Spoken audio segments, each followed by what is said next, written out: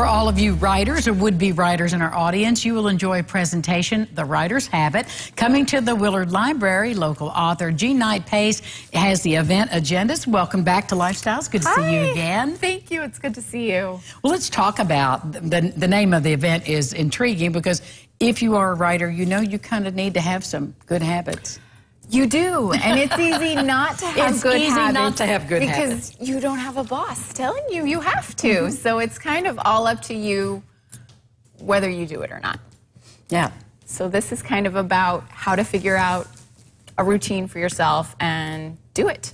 Now, how many books have you written so far, Jean? I have written 3. So we have 2 fantasy novels with me and Jake Kennedy. There you go. Oh, there we go. And then I have a short collection of essays I wrote about my mother, which just came out this past April. Hugging Deb. Yes. Okay.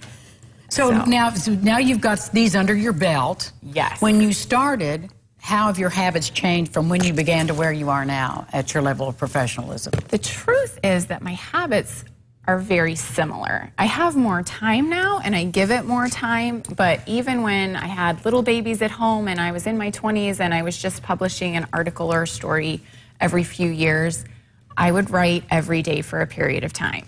I have a longer period of time and a lot more balls in the air now than I did back then, but the basic habits are the same. And so let's talk about your routine. Okay. Okay. My routine, and I usually begin writing in the afternoon, and I like to spend my biggest chunk of time actually writing or editing.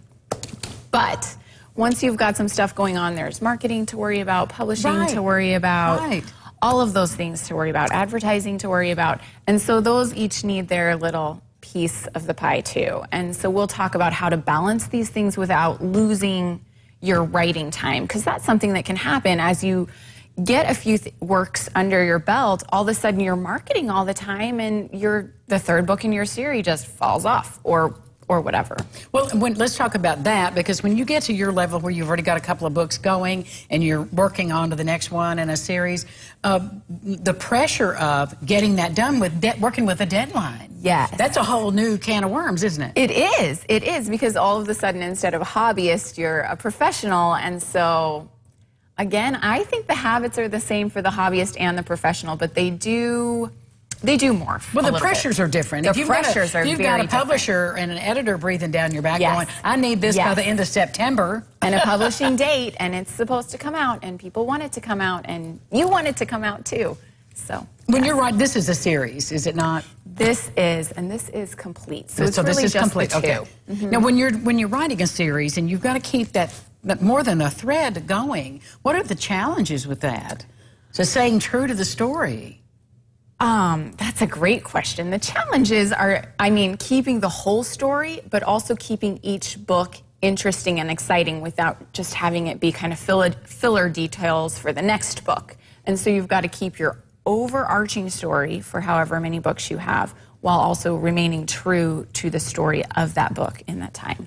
Let everybody know where your event's going to be at Willard, right? Willard at 6:30 Monday night. 6:30 Monday night. Writers, would-be writers come and maybe learn some good habits from a champ right here. Professionals, beginners, everyone. Let's check in. Speaking of professional, our professional meteorologist, Ron Rhodes, is waiting to talk.